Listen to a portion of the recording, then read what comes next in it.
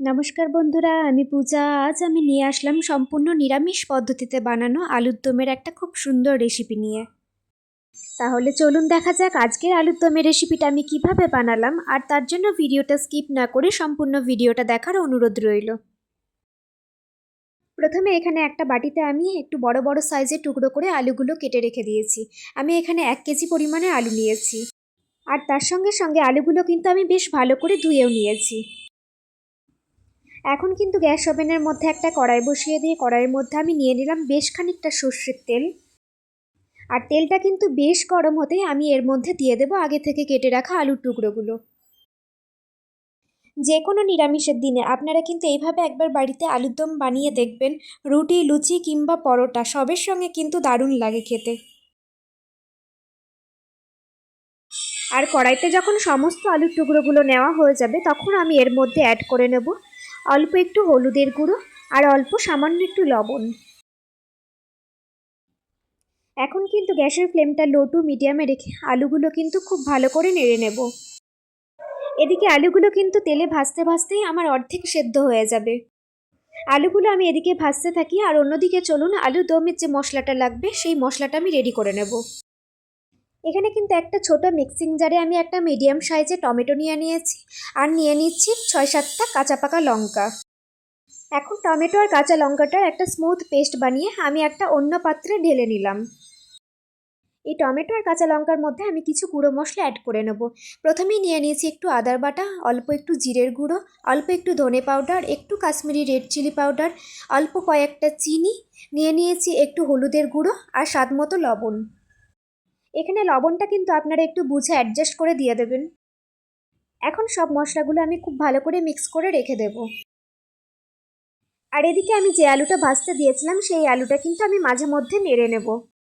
আর এইভাবে মাঝে মধ্যে নেড়ে একটু ঢাকা চাপা দিয়ে ভাজলে কিন্তু আলুটা সেদ্ধ হয়ে যাবে। ঘন্টাখানেক মতন আগে আমি একটা বাটিতে একটু চারমগজ ভিজিয়ে রেখেছিলাম। এখন সেই চারমগজটা আমি একটু মিক্সিং জারে দিয়ে একটু ভালো করে বেটে নিলাম। আর এটাও কিন্তু আমি একটা অন্য পাত্রে ঢেলে নিয়েছি। মশলাগুলো রেডি করতে করতে কিন্তু আমার এদিকে আলুগুলো পুরো ভাজা হয়ে গেছে, আর আলুগুলো কিন্তু অনেকটা সেদ্ধও হয়ে গেছে। আর এখন কিন্তু সমস্ত আলুগুলো আমি কড়াই থেকে খুব ভালো করে তেলটা ঝরিয়ে তুলে নিয়েছি। এখন কিন্তু কড়াইতে যে পরিমাণ তেল আছে ওই তেলের মধ্যে আমি একটু হিং ফোড়ন দিলাম। আর আগে থেকে যে মশলাটা আমি বানিয়ে রেখেছিলাম, টমেটো, আদা, জিরে, কাঁচা লঙ্কার যে মশলাটা বানিয়ে নিয়েছিলাম, সেই সমস্ত মশলাটা আমি কড়াইতে দিয়ে দিলাম। আমি এখানে অন্য একটা পাত্রে 2 চামচ টক দই একটু ভালো করে ফাটিয়ে রেখেছিলাম, সেই টক দইটা কিন্তু আমি মশলার মধ্যে অ্যাড করে নেব।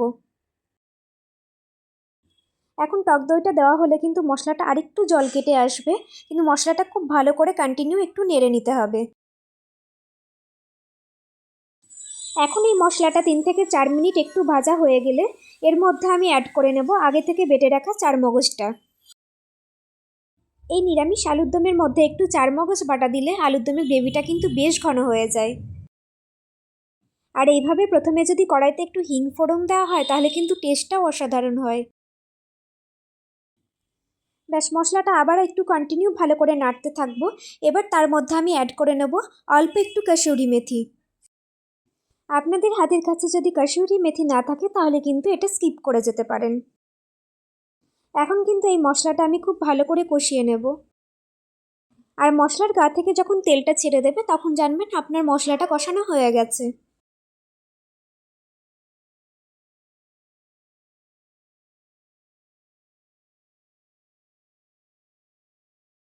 আর এখানে দেখুন কড়াইতে মশলার গা থেকে কিন্তু তেলটা বেশ ছেড়ে দিয়েছে। তার মানে কিন্তু আমার মশলাটা কষানো হয়ে গেছে। এই পর্যায়ে আমি দিয়ে দিলাম আগে থেকে ভেজে রাখা আলুর টুকরোগুলো। আর সমস্ত আলুর টুকরোগুলো দেওয়া হয়ে গেলে আমি 2 থেকে 3 মিনিট এরকমভাবে কড়াইতে নেড়ে নেব। 2 থেকে 3 মিনিট নাড়া হয়ে গেলে আমি এর মধ্যে অ্যাড করে নিলাম জল। আমি কিন্তু এখানে সম্পূর্ণ গরম জল ব্যবহার করেছি। এই আলুর দমের মধ্যে যদি একটু গরম জল ব্যবহার করা হয় তাহলে কিন্তু আলুগুলো তাড়াতাড়ি সেদ্ধ হয়ে যায়। আর এখানে কিন্তু আমি চাপা দিয়ে এবার 10 মিনিটের জন্য আলুগুলো খুব ভালো করে সেদ্ধ করে নেব। আর এখানে দেখুন আলুগুলো কিন্তু আমার খুব ভালো করে সেদ্ধ হয়ে গেছে, কিন্তু ঝোলটা অনেকটা আছে। এই ঝোলটা আমি আর 5 থেকে 7 মিনিট একটু ফুটিয়ে ঘন করে নেব।